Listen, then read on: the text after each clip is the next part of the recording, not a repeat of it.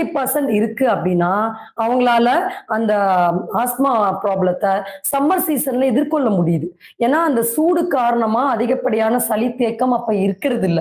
ஆனா லங்ஸ்ல ஒரு 70-80% சளி தேக்கம் அடையும் போது பிராங்கியல் ஆஸ்மா அப்படின்னு சொல்லுவாங்க. காஃபோட கூடிய ஒரு ஆஸ்மா. சோ அது அப்ப வெய்ய காலத்துல கூட உங்களை விட்டு வைக்கிறது கிடையாது.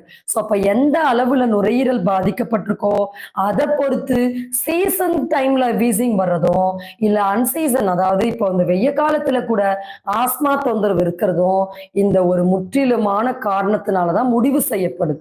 சரி, இப்ப நம்ம இந்த ஆஸ்மா எதனால வருது அப்படின்னு நம்ம தெரிஞ்சுப்போம்.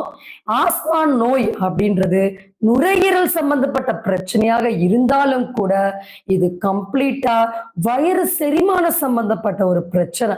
பசியே இருக்காம